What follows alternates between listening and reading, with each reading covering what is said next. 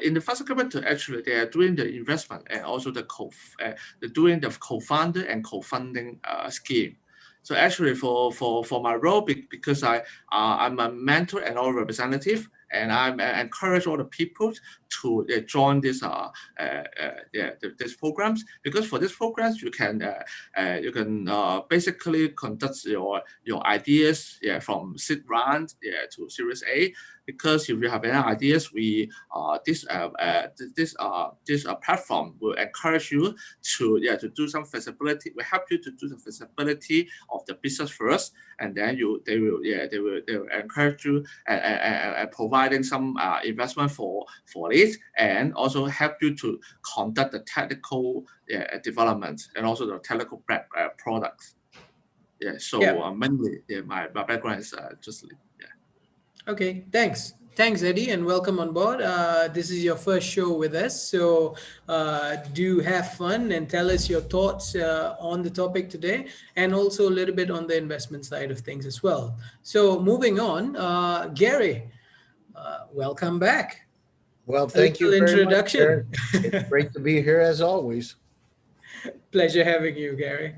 So I again, see you've as gotten a new usual, Terrence, you've gotten a new haircut. It looks a little different. something happened. I hope you're not going in the army or something. None of that. Trying to just usher the new year correctly. Yeah, I see what you're saying. Yeah. Well, you got all year to grow it back, right?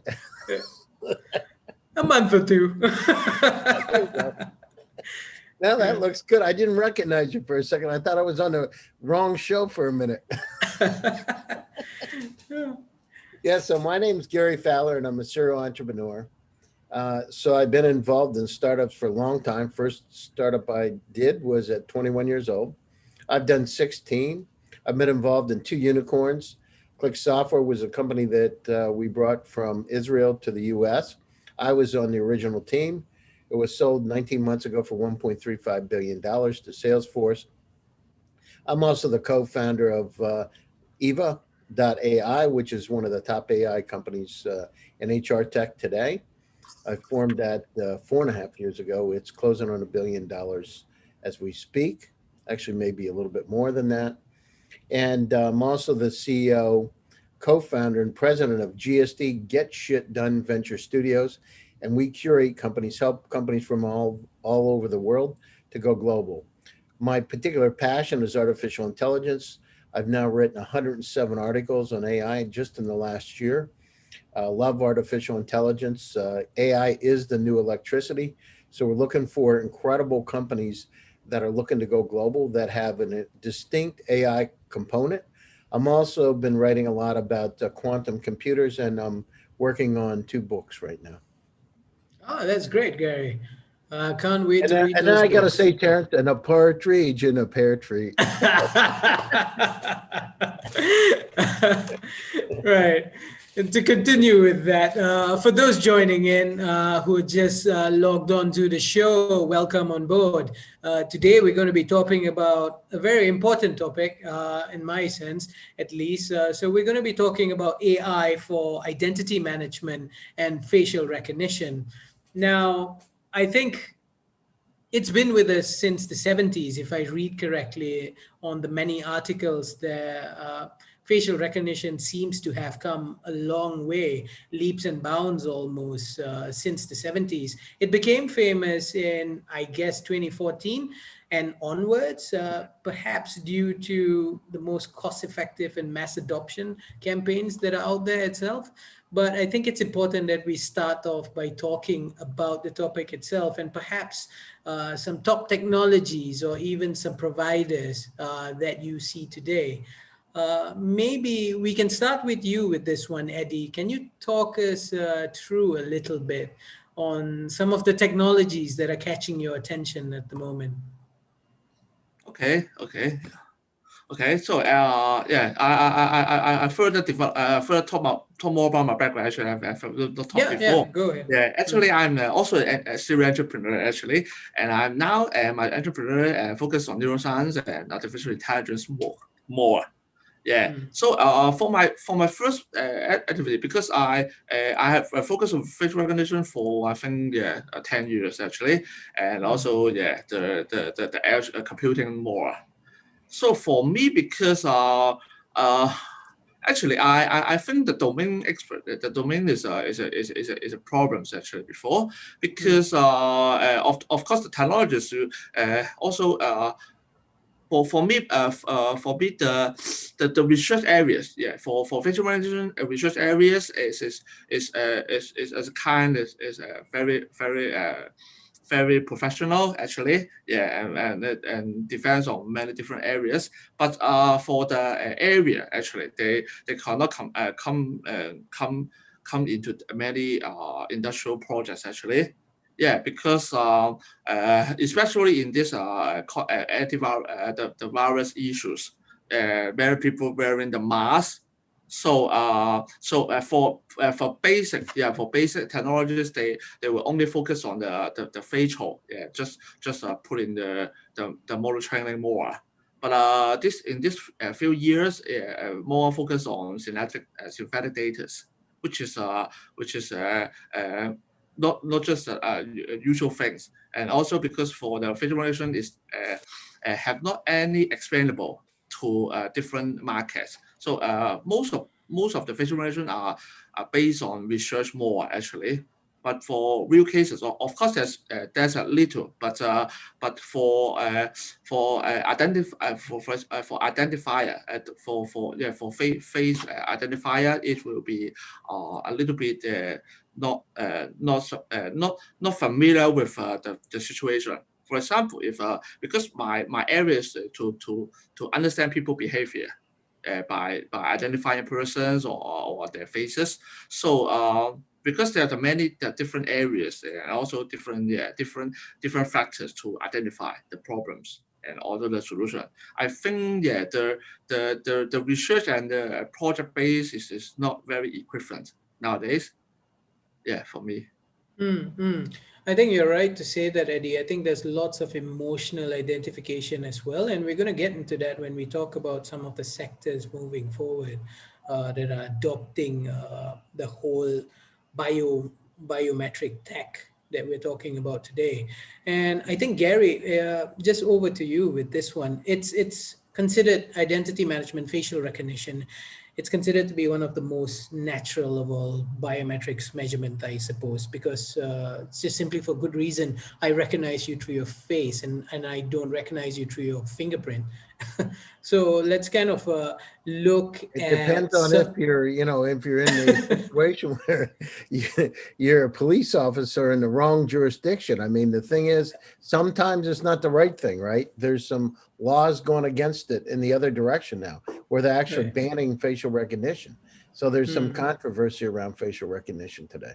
And that's some right. of the challenge, right? Because, Right. if they, in some jurisdictions, they actually ban police from wearing cameras on their vests uh, Mm. because of racial profiling, that kind of thing. So there's some interesting headwinds coming against us right now.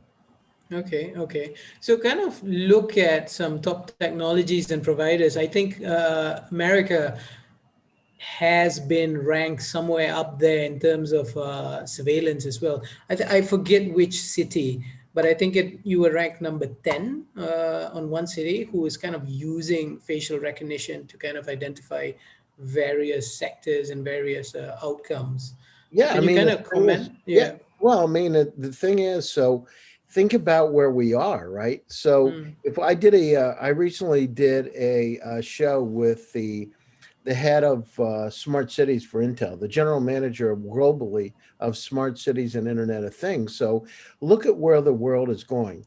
I mean, you're mm, right about facial recognition. You're right about smart cities, but where we're going, Terrence, is really the integration of everything together. It's the Internet of everything. So think about it.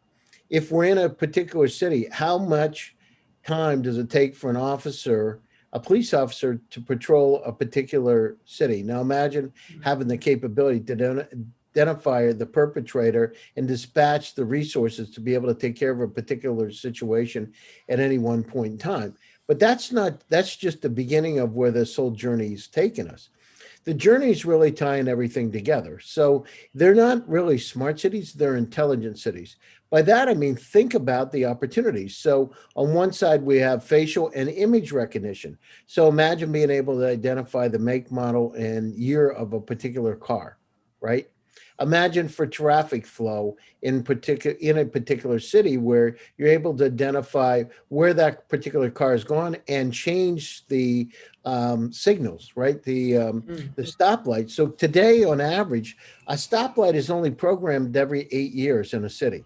Now imagine how much traffic flows change within an 8 year period of time. So where we're going is really the integration of everything. And this isn't just an abstract concept. I mean, this is what's happening today. So smart cities is not just one smart city. Imagine smart cities being able to be tied together. So sustainability in a particular city. I mean, what's one of the worst energy efficient systems in a city? The buildings, right?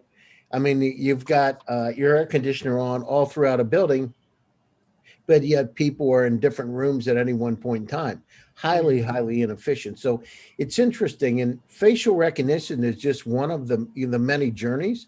I mean, think about, the opportunity to be able to use, things like for medical records, a blockchain and AI. I mean, this is an entirely new world. We haven't yet scripted it yet. So companies like Burst IQ that are creating health wallets using AI and blockchain and big data to really manage a patient's data today. Companies like Via that are combining blockchain AI, to work with energy companies. And I'm trying to think there's a company called Bex. Through this entire pandemic, Terrence, we've had an incredible challenge with our supply chain worldwide. Right here we are, at this pinnacle of humanity with technology, and we can't even get a roll of toilet paper. Now, something's wrong with that picture. And by the way, it's still happening in San Francisco and Silicon Valley today, right? Because of the pandemic. So we did not have, we could not see, we were not transparent within our blockchain. Companies like Bex 360 use an AI and blockchain to boost that transparency, to make it highly efficient. Now they're focused on things like timber and seafood and minerals and coffee, but using that AI to analyze crops and predict growing patterns. We're using that blockchain to be able to really record what the product supply chain is from the seed to a finished product. Imagine that. That's where it starts getting interesting. So when you're combining the two with having a decentralized system that's secure, highly secure, not against quantum computers, but secure, and then having the AI with the intelligence brought into the picture, very, very interesting. I mean, things like Coin Genius, talk about companies, they're using AI-driven cryptocurrency trading, right, to be able to give those crypto traders scoring systems for using artificial intelligence. So the journey, companies like Figure's using blockchain and AI to streamline loans, right? Think about I've talked about this many times on VCTV, but one of the concerns I've had is the whole loan process is broken. Why in the world would it take 6 weeks or 8 weeks to get a home loan when that data is out there? So imagine having companies like Figure that allows you to streamline the process to be able to find new access points for credit, new ways to determine who that person is for home equity loans, lines of credit, improvement, even home buy leases. So it's really, really interesting. I mean, that company Figure is in San Francisco. People are so excited they've raised $115 million already. So these are companies like Cyware Labs. They're using AI and blockchain for cybersecurity and threats, right? What's the challenge today? The challenge is we've got an enormous amount of data around us. In fact, there's 40 zettabytes of data, Terrence. 40 zettabytes would mean if I took a DVD and stacked one on top of another, I could go back and forth to the moon 29 times. And that amount is growing at 62% per year. We are inundated, as Tavan Toffler said in FutureSoc, we're in a state of infobesity. So we've got to be able to manage our data better, and we've got to understand where those particular threats are. So that company, Cyware, is using the tools to be able to, for mobile threat intelligence, for messaging, think about for secured messaging, and where there's a particular issue to be able to report it. So we are in the beginning. This is a surge coming at us of opportunities to be able to combine these two incredible technologies together to make a little dent. Companies like Chainhouse is a advisory service. They're using it primarily for education and marketing. Actually, I've also agree with some points, but and also because from the Singapore or even other countries, there's a problem that because most people they are concerned about the privacy. And also because I think the infrastructures, the whole infrastructure, the smart city infrastructures is not ready actually. Some people still using the traditional ways and not so. I think the infrastructure is also important. Because if you don't have a good infrastructure, you cannot do distributed service decentralized around the world. Actually, connect the whole network. So I think the decentralized. It's a thing. I wanted to mention one other thing. There's technologies. There's a company called Vitalix. I mean, using AI to give healthcare professionals, blockchain-based access to medical intelligence and insights. And I don't know what it's like in Singapore, but we've got HIPAA requirements here. And so there's specific ways that you need to store medical information, and being able to store it on the blockchain. So medical staff can use that AI, to personalize treatment and nutrition plans. At the same, to make it better to communicate with the patient, and yet at the same time be able to search for information, particularly about that patient's condition through the relevant medical studies. So these are the kind of things. Well, again, the Germans have a phrase, Gestalt, the sum of the parts equal the whole. And what we are now is we're tying things together. Right, right. I think good point there as well, Gary, because when we talk about identity management, facial recognition, we always associate it with, I think, digital security almost, just to kind of keep that in that bubble. But we do see lots of other industries coming about as well. I mean, with healthcare, looking at what Eddie mentioned earlier, which is that emotional recognition, see how you're reacting to a particular dose or a particular treatment and such. And that also kind of leads me to my next question here. I mean, how does AI impact and how is it impacting the whole scene at the moment? It's getting better all the time. It's getting faster. It's getting, let's say, more accurate. Eddie, could you tell us more in terms of how AI is coming in and the sectors that you see? Actually, I've seen that AI is already coming here, and also because in my countries there's more data. The data is very equivalent. So because we both focus on algorithm design and also the AI technologies, the AI modeling.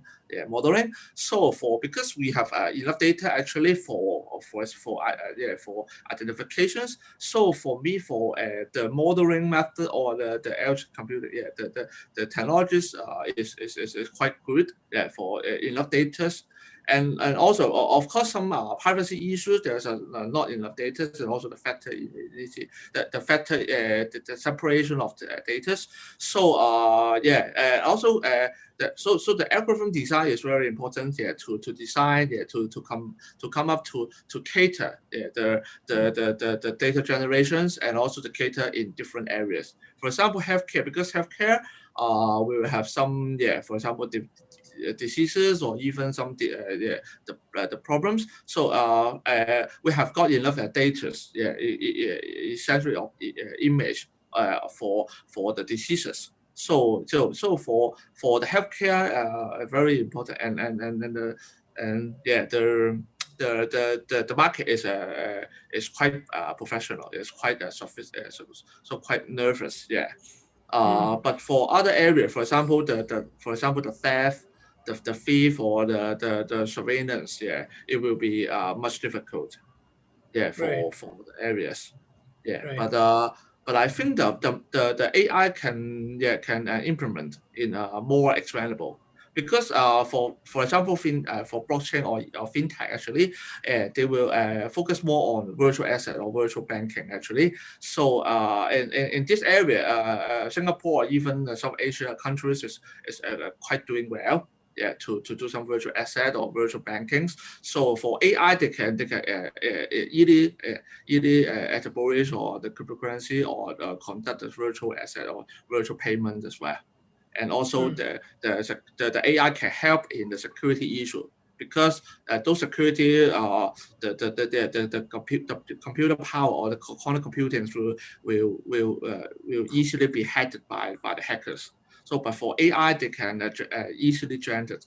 And also the integration of AI and quantum computing can quickly impact the security issues, and Got also it. the smart wallet issues. Got it. Thanks for that, Eddie. Gary, could you continue on that point? Yeah, yeah. The impact of AI. Yeah. Sure.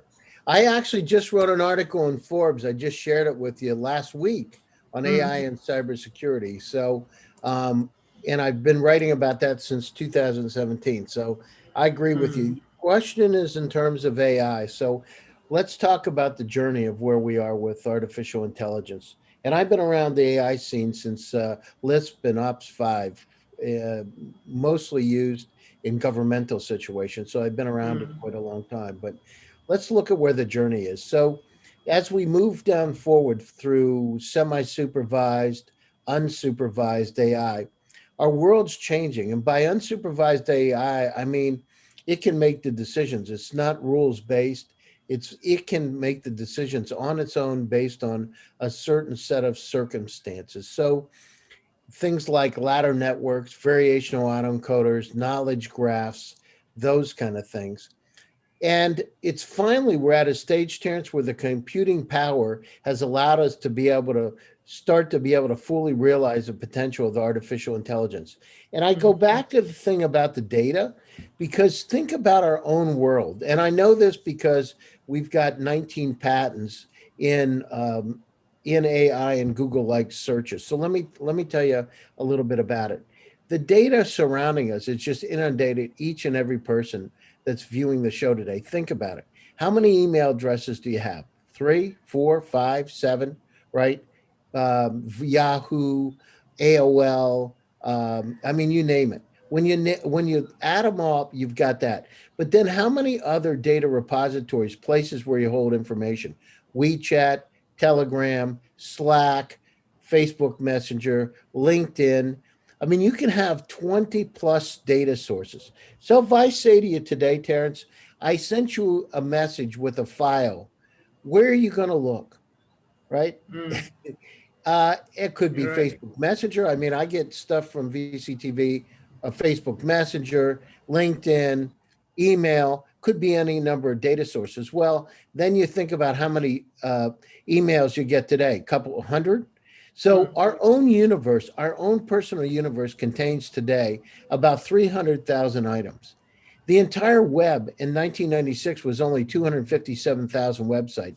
So your own world, Terrence, has more information today, the entire World Wide Web in 1996. And the challenge is that information is doubling every year. In 5 years, with the Internet of Things, you'll have 10 million items in your personal cloud. Now, how in the world can you manage them?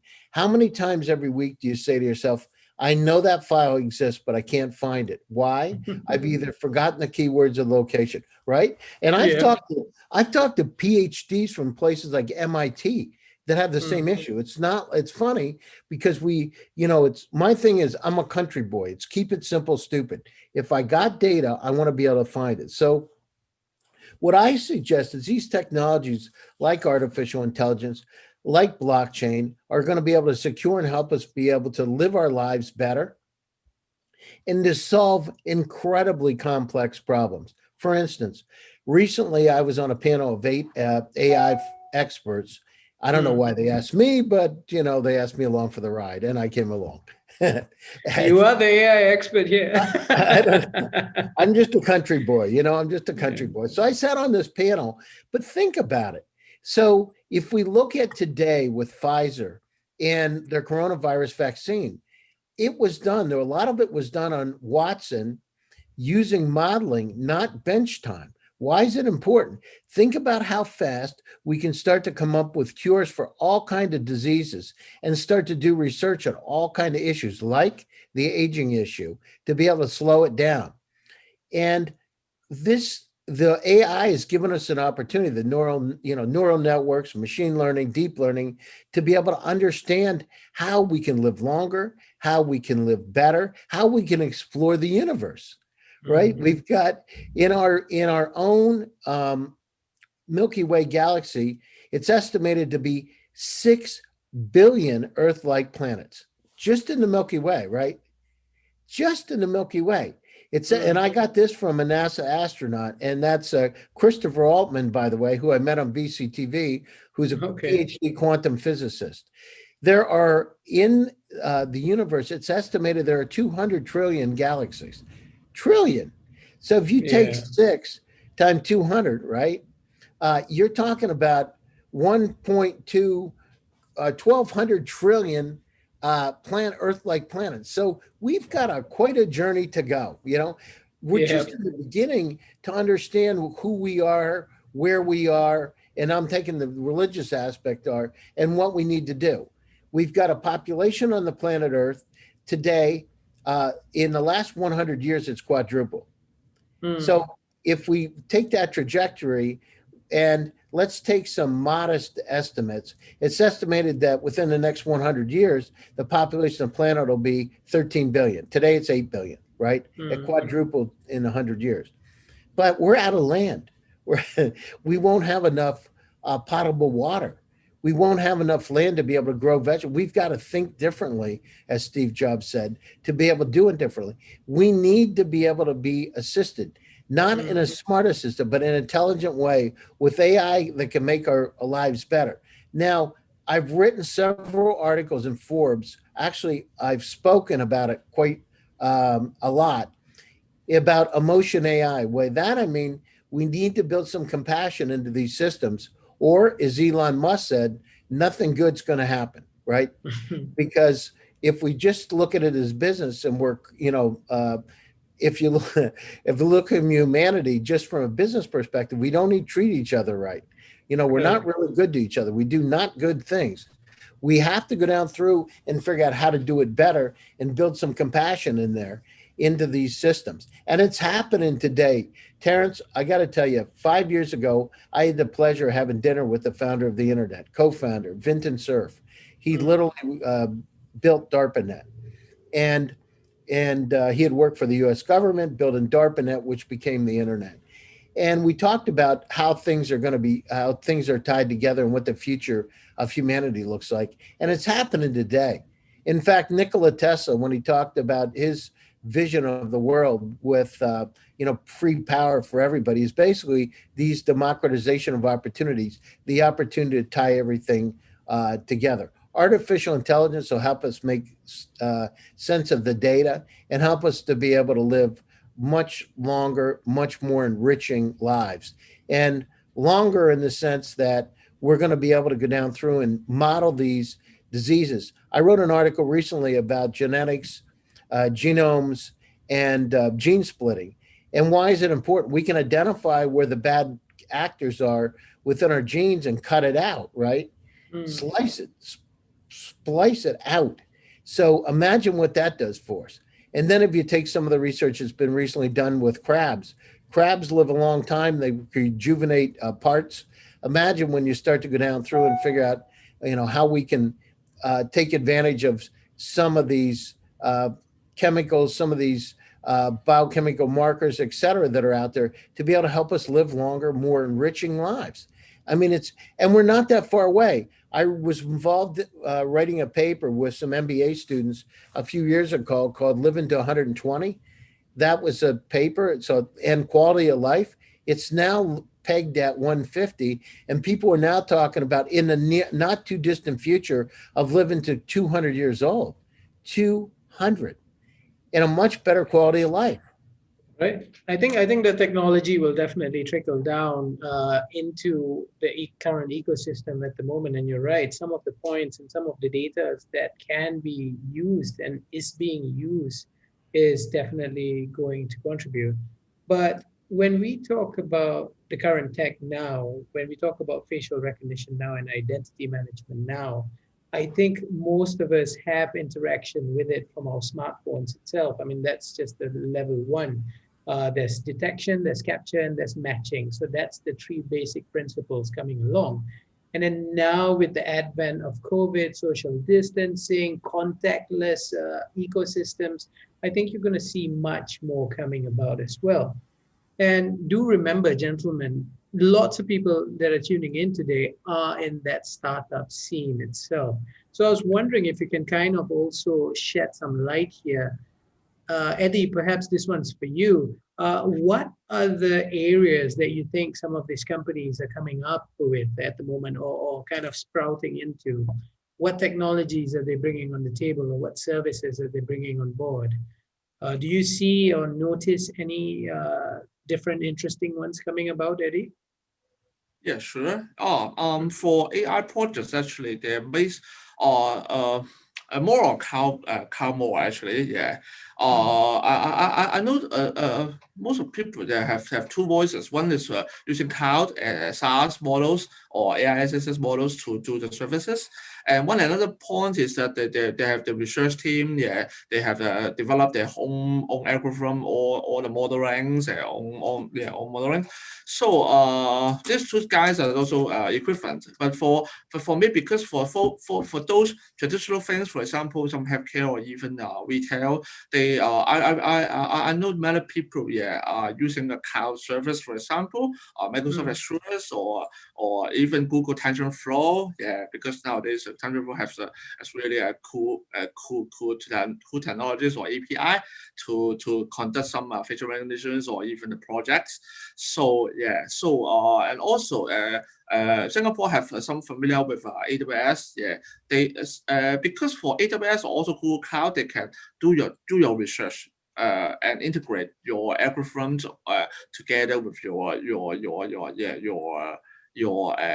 developments, the project developments. So yeah, I think so these two areas are also one of it. And also, because data is need more power, computer power, and also the bandwidth of the network bandwidth. So nowadays, because most companies are concerned about working on 5G. Yeah, so based on 5G, they can integrate more the network or even train the data will be much better.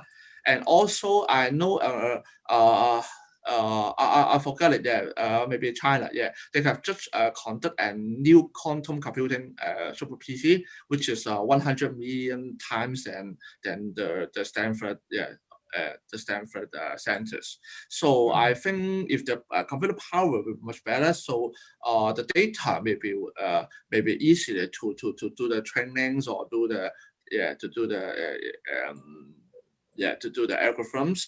So in the future, I know many more projects in different areas are using AI.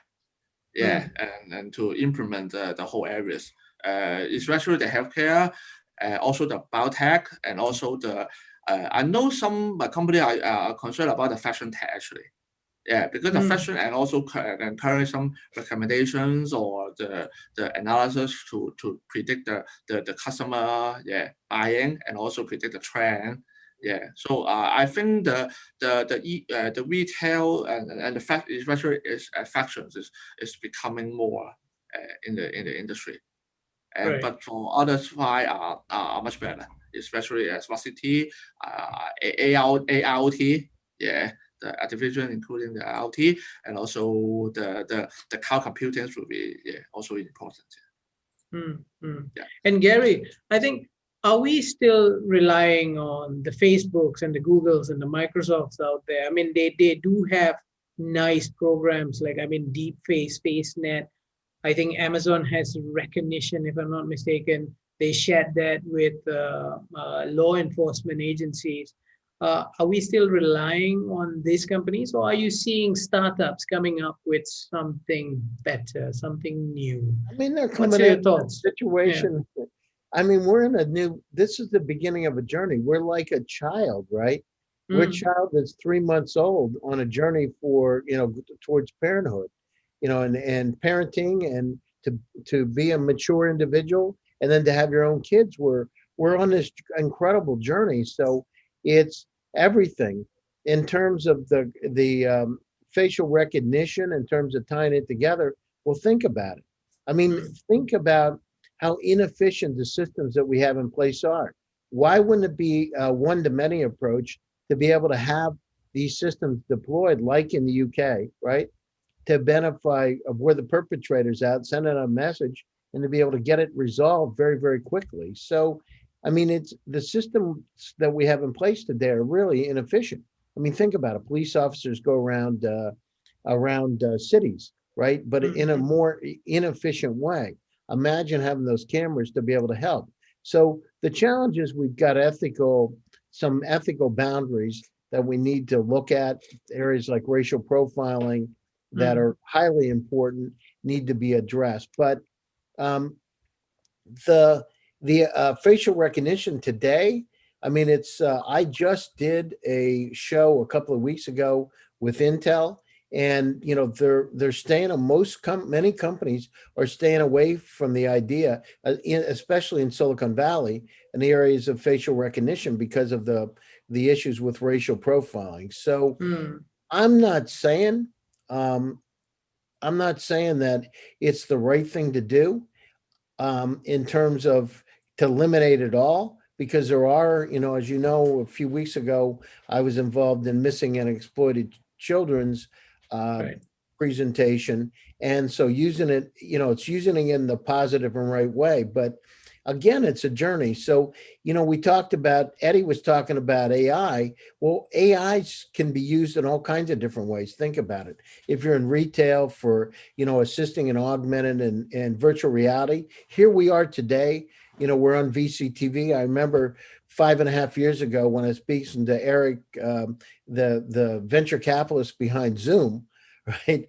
And they had what at the beginning of the pandemic they had about 30 million users. Today they have what, 400 million, Mm, and he's worth 20 yeah. billion dollars. So we've had to take a journey in terms of humanity forward. I mean, the reason I got on Zoom, and when I remember, Terrence, when I first got on it, I said to my friends, here's an AI enhanced incredible tool. Oh, I'm not going to do it. I already have Skype. Why would I want to have this thing Zoom? And I would send a link out. And seriously, nobody wanted to do it. And then all of Right. a sudden, step by step, people started getting involved in it. And our lives have dramatically shifted. Think about the online shopping experience. And we talk about in online retail today, immersive experiences. So you can experience what's really happening, get the information you want at your fingertips at any one point in time. And that goes back, Terrence, to the data issue, the infobesity issue, right? Right. We don't have a lot of time to shop. And so we got to be very surgically precise to figure out what we want and also what's recommended for us, right? Mm, I just bought a sports car, a, uh, a classic, one of the rarest 350Zs on the planet. And oh, nice. I wanted to, the guy had it as a show car. I actually drive it. It's an amazing car. Right. Anyhow, it's uh, um, it's the anniversary edition. And I Mm, got this car and I wanted to have some special kind of floor mats for this car. I don't have time to go through hundreds of sites. And what happens? I start looking around and I see on Facebook, I get presented ads for those exact kind of mats. It knew what I wanted. And, I didn't think, oh, I'm really upset because they know about what I want. I loved it. I bought mm, them. You know what I mean? I got them with the creative stitching and all the stuff. mm, I got exactly what I wanted. So my point is, we're inundated with the data. And so that's retail. Think about from a healthcare standpoint. Think about the kind of help that a doctor can have. It's not easy being a doctor and making decisions. Imagine the capabilities that exist today using computer vision to detect melanoma, right? And whether or not it's better, they say, than 24 doctors, top dermatologists, cancer specialists combined. The opinion that the AI gives in terms of whether or not that melanoma, that skin cancer, is cancer, the potential skin cancer is cancer or not, it's better by just looking at it in seconds. Seconds, right? Yeah. So how does that change everything? Think about using smart pills in your body with artificial intelligence that are going through your body all the time to understand what's going on. I mean, it's a pain in the rear end to go into the doctors and get, MRIs and all this. But imagine you can take a smart pill to figure out what's really happening inside your body. And imagine when we get to a point we have nanobots in our bloodstream, course correcting. Here's cancer. What's the big challenge with cancer? The challenge is when you get cancer, you take a lot more of the good stuff out than the bad, right? Because you got to make sure it's gone. So imagine having these very specific nanobots in there, injecting those nasty cells and catching them right when they start to form, right? Before they really metastasize too much. This is incredible stuff. Think about in your brain, right? And I was a clinical psychologist. One of the things in your brain as you get older, you lose that fatty substance called the myelin sheaths on your brain. So imagine that fatty substance on those sheaths is like insulation around wire.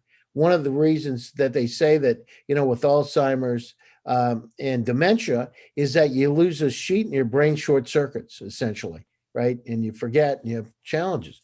Well, imagine being able to repair those kind of things, on a moment's notice, identify and repair. That's where this gets interesting.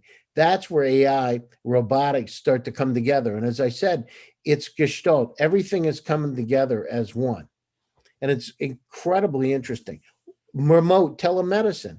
It doesn't matter where I am, if I'm in Singapore, if I'm in Australia, if I'm in Hong Kong or China, being able to have the best physicians diagnosed, and more important than having the systems start to diagnose for you, right? I can envision a time where we have not smart but intelligent systems that come in. You go into the doctor and basically it's a machine, right? It looks at you, you swallow your smart pill, it looks at you and literally in seconds gives you your physical and says, this is what needs to be done. We need to modify these genes.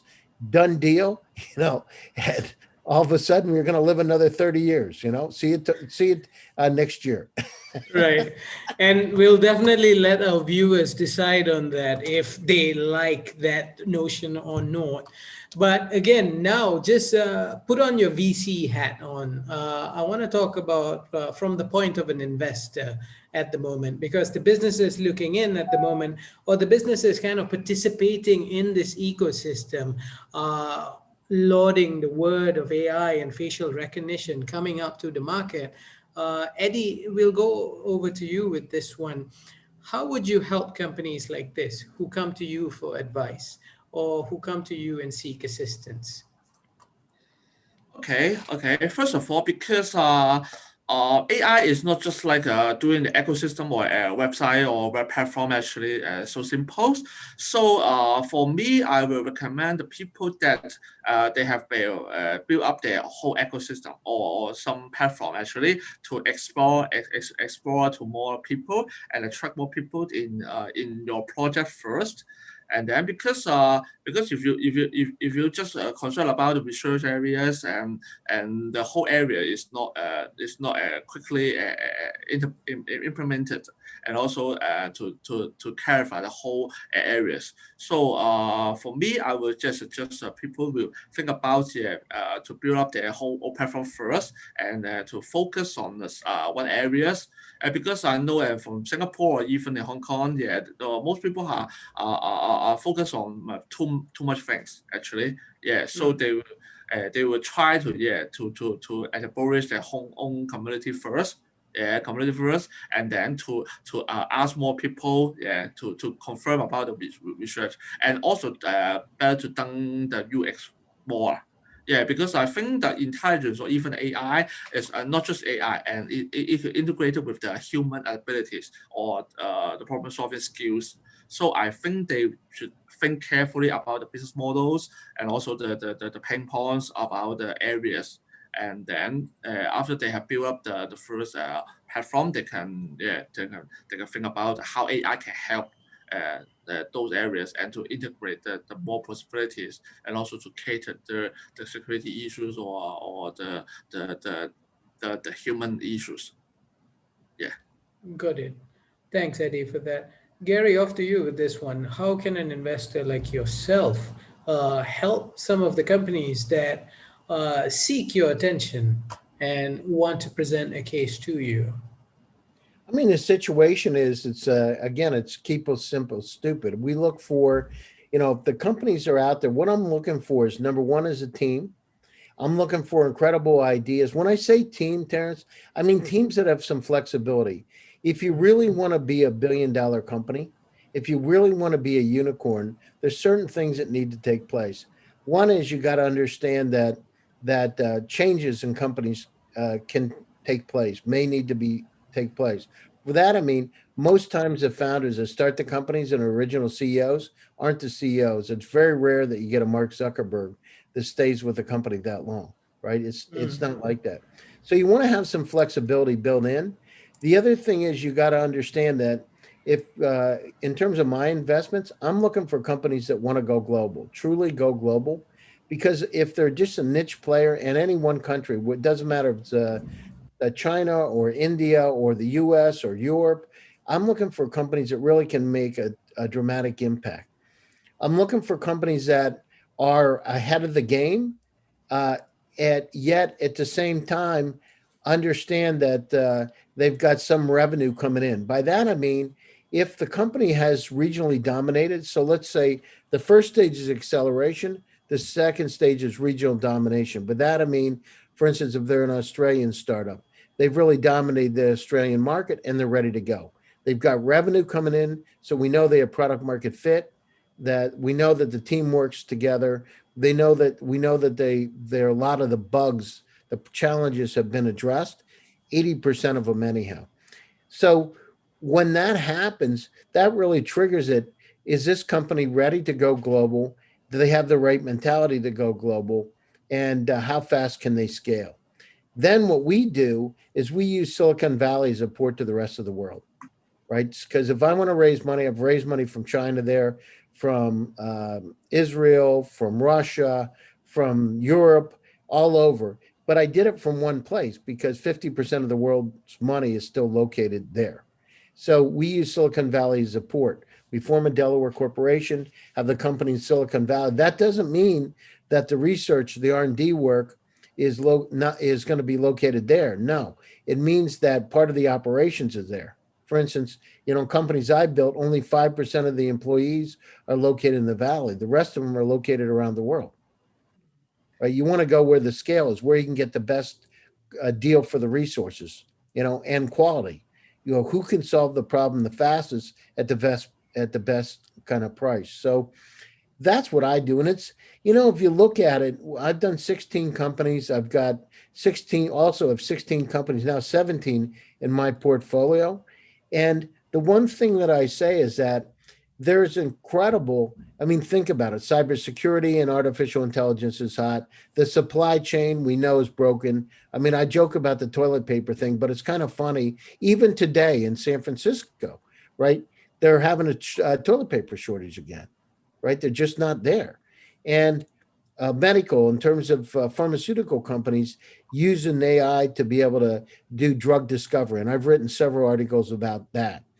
So it's hitting every one of the areas, literally everything. Self-driving cars, the mission to Mars and SpaceX and Bezos and Virgin Galactic. So in China and other locations, it's literally hitting everywhere. What's happening is, as we're moving forward as an investor, I'm looking at areas particularly of interest of semi-supervised and now it's unsupervised AI, where it's so intelligent it can make its own decisions, right? Those are areas of interest. So It's going to help us on farms in terms of, imagine self-driving tractors, and they exist today. So imagine large plot, having a farmer having to get up at 5 o'clock in the morning to drive a tractor. Why would I do that? It's highly efficient. Why not have self-driving tractors out in that field? Why not have automatic systems with the Internet of Things and sensors in a particular location? So if that soil is dry, it's giving it the right amount of moisture at any one point in time. And let's say that the potassium's down in that particular field. Imagine to address it instantly and send the machinery out automatically to fix it, right? What does that do? It changes everything. Right. And again, Gary, thanks for that. Thanks for kind of putting it all in a bubble for those out there as well. And again, for all of you viewing in, ladies and gentlemen, now it's your turn. The whole idea of VCTV and the whole idea of us bringing all these VCs together is actually for you out there. If you have an idea, if you want us to take a look at your proposal, if you want funding, advice, if you want to get plugged into a certain ecosystem, or if you want to speak directly to Eddie or Gary, it's simple. Just get in touch with us. All the links are below.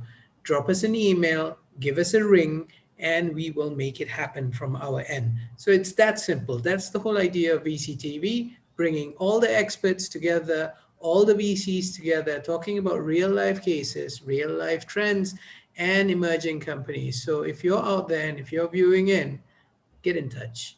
So now we have a few minutes left. We're going to end the show.